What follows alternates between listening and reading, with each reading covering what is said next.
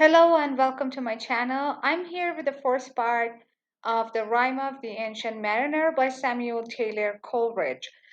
Previously on the Rime of the Ancient Mariner, we know some incidents happened. For example, in the beginning of the story, we know that the old mariner stops one of the wedding guests and asks him to stand still and listen to his story. He has his will, and the guest is listening to him. He starts his tale. He says that they started a journey. The journey was a journey from northern parts of the earth to the southern parts. We're not certain from where to where, and we know that they are stopped by the equator, and there was a storm. This storm forced them southwards, and they were in the South Pole.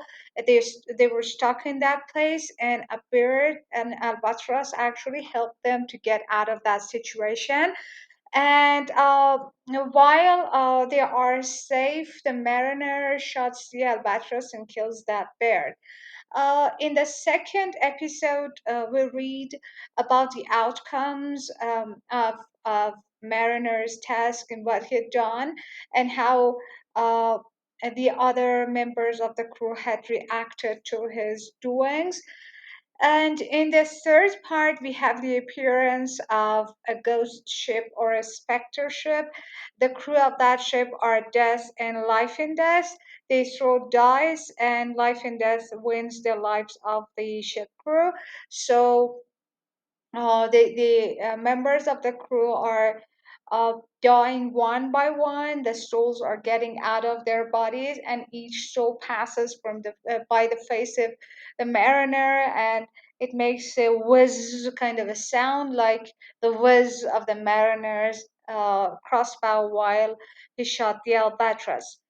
And nature did not act it naturally. Actually, Coleridge is interested in supernatural sides of representations or poetic representations. He explains that when he and Wordsworth started working on the lyrical ballads, there was a division of labor, and based on that division of labor, Wordsworth worked on nature, ordinary parts of life to find a miracle in the everyday, and Coleridge focused on what is beyond natural and everyday. This is what we see in the Rime of the Ancient Mariner as well, which is the final poem of that volume. So the members of the crew are dead. We are back to the wedding guest and the old mariner. I fear thee, ancient mariner, I fear thy skinny hand, and thou art long and lank and brown, as is the ribbed sea sand, a brown sea sand, because he had spent a lot of time in the oceans or on the seas, on board ships and seas.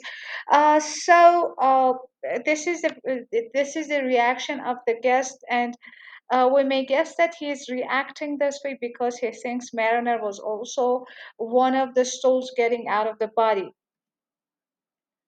I fear thee and thy glittering eye, and thy skinny hand so brown. Fear not, thou wedding guest, this body drops not down. So then everybody dies, or everybody's uh, case is life and death except for the mariner. Alone, alone, all alone. Alone on a wide, wide sea. Again, the repetition is a marker that we have to notice the lonesomeness of the mariner, and never a saint took pity on my soul in agony. Here, the mariner means that no saints could pray for me to save me from the situation. If a saint could pray for me, then I could repent, and then things get better. But at this time, at this moment in the story, no saint is praying, nor no saint is taking pity on the mariner and praying for him.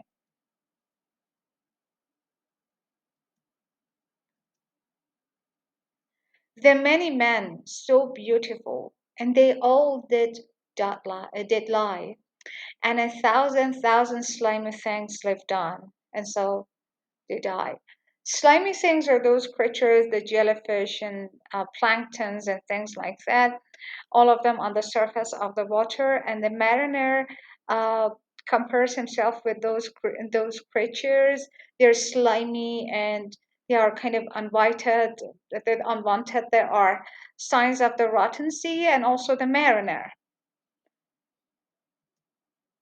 I looked upon the rotting sea and drew my eyes away.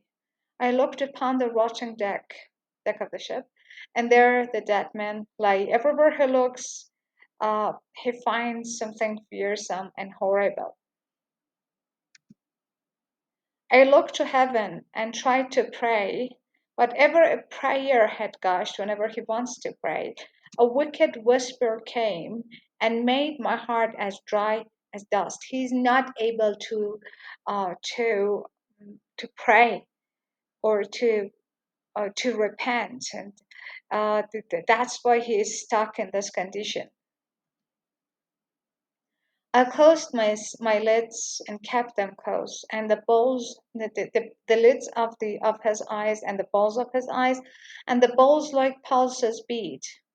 For the sky and the sea and the sea and the sky. He repeats the sky and the sea and the sea and the sky uh, to refer to both of his eyes, sky and the sea and the sky, like uh, mm, they that both eyes are taking the trouble, or both eyes are bearing the weight, like a symmetrical pattern. See sky and sea and sky, to show the symmetry of the eyes as well. Lay like load on my weary eye, and the dead were at my feet. There is nothing pretty to look at, so he closes his eyes, but he cannot feel calm and comfortable.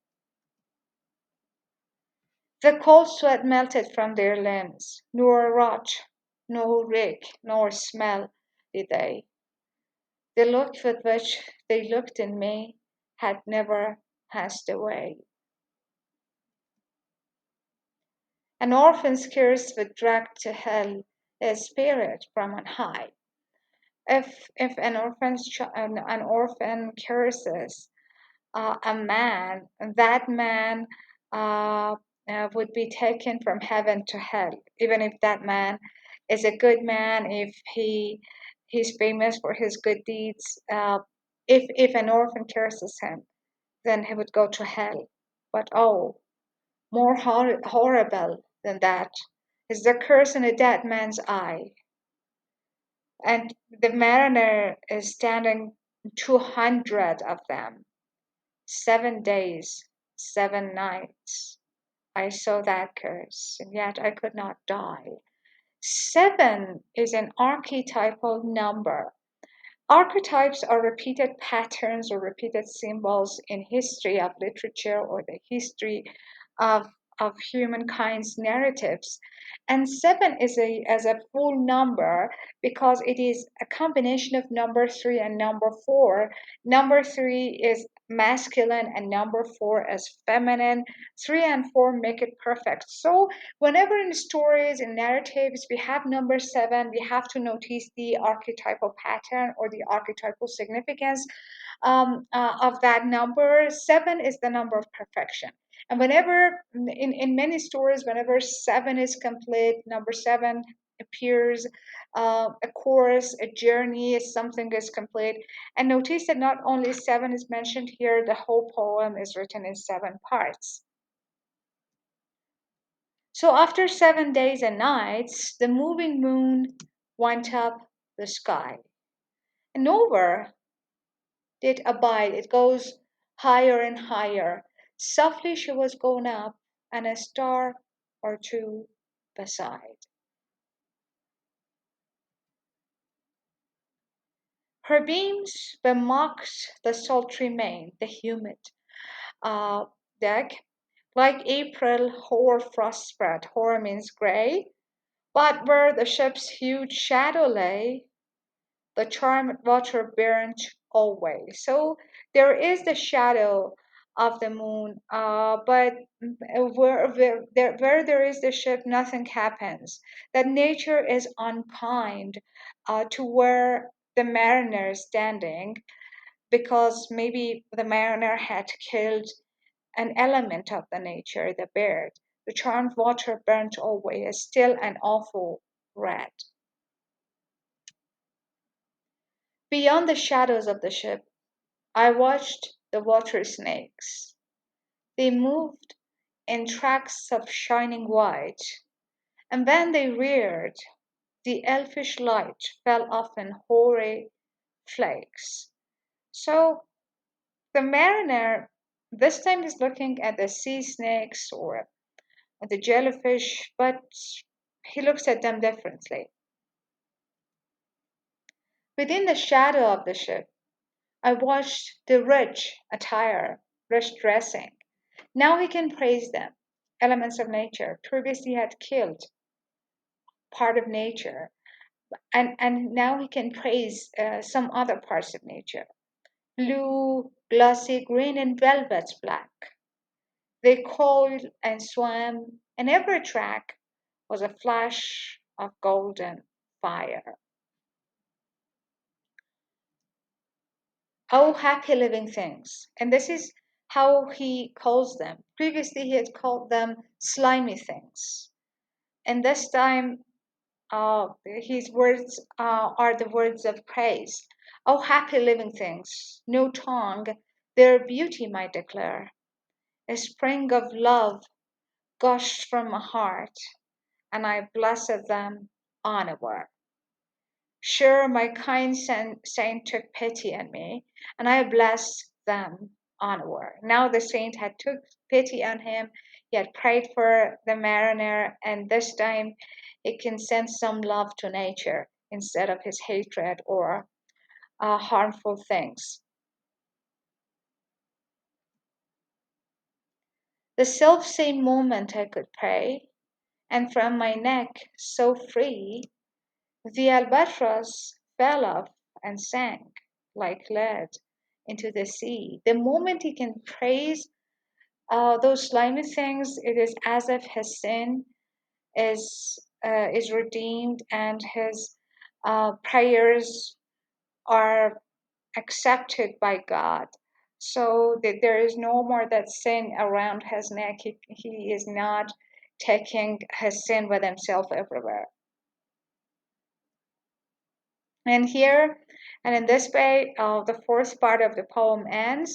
Let's see what happens in the next episodes of the poem.